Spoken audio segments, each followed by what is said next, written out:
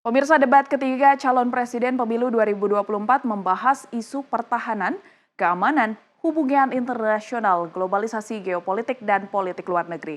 Ketiga calon presiden beradu gagasan dan argumen pada debat yang berlangsung di Istora Senayan, Jakarta, Minggu malam tersebut.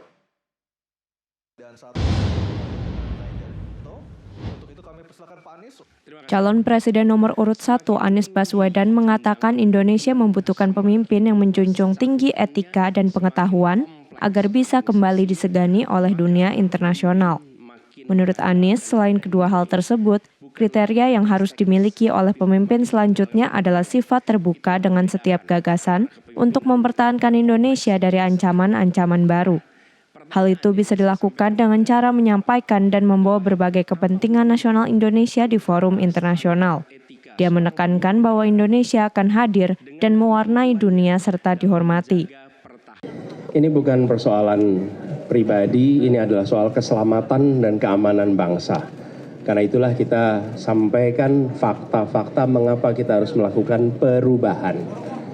Dan ketika di situ kita tunjukkan apa saja yang selama ini menjadi masalah. Justru karena itulah kita akan melakukan koreksi. Kita ingin menghadirkan kepemimpinan yang menjunjung tinggi etika. Kepemimpinan yang mengutip kata-kata Panglima Jenderal Sudirman, hendaknya perjuangan kita harus didasarkan pada kesucian. Karena itu jangan lakukan kompromi dalam urusan etika.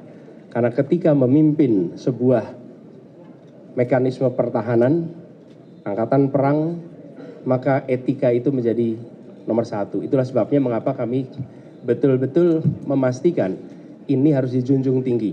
Dan kami menyampaikan bahwa ada persoalan selama ini. Kami sampaikan sebagai bagian dari keinginan untuk Republik ini aman. Keinginan dari Republik ini bisa mempertahankan keselamatan setiap keluarga. Jadi ini adalah usaha kita untuk memastikan bahwa keamanan itu nyata. Sementara itu, calon presiden nomor urut 2 Prabowo Subianto mengaku kecewa dengan narasi yang disampaikan para capres di debat ketiga Pilpres 2024. Menurut Prabowo, masalah pertahanan digunakan sebagai bahan mencari poin politik. Secara khusus, Prabowo juga menyentil pernyataan Anies bahwa pertahanan tidak bersifat rahasia. Tadi boleh saya komentar sedikit. Saya agak sedikit kecewa dengan kualitas terutama narasi yang disampaikan oleh paslon-paslon yang lain. Menurut saya mereka pertama datanya banyak yang salah, keliru. Kedua, masalah pertahanan ini mau dipakai sebagai bahan mencari poin politik yang menurut saya untuk sebuah negara, untuk negarawan tidak boleh. Pertahanan adalah sakral dan tadi kalau tidak salah ada paslon yang mengatakan untuk pertahanan tidak ada rahasia. Saya kira ini sangat lucu, ini sangat tidak pantas bagi seorang pemimpin. Ya. Justru masalah pertahanan, keamanan itu syarat dengan hal-hal rahasia. Sedangkan capres nomor urut 3 Ganjar Pranowo mengatakan debat bukanlah masalah puas atau tidak puas, tetapi mengenai edukasi kepada publik agar bisa mendapatkan preferensi untuk memilih. Ganjar juga mengatakan bahwa dirinya cukup adil, jika ada yang salah boleh dikoreksi. Tidak berbicara puas atau tidak puas, tapi debat ini adalah edukasi kepada publik agar publik punya preferensi untuk memilih.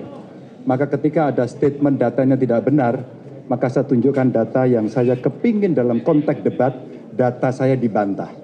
Sayang saya tidak mendapatkan itu. Maka ketika kita berbicara, sebaiknya kita sama-sama hati-hati. Maka saya orang yang fair, kalau tidak tahu, saya minta silakan dikoreksi. Tapi kalau saya punya data ini dan Anda tidak mampu mengatakan, maka Anda harus mengakui bahwa saya yang benar.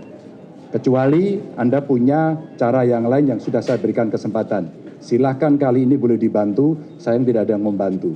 Maka publik, masyarakat mesti diberikan edukasi berbasis pada data sehingga mereka akan mengerti.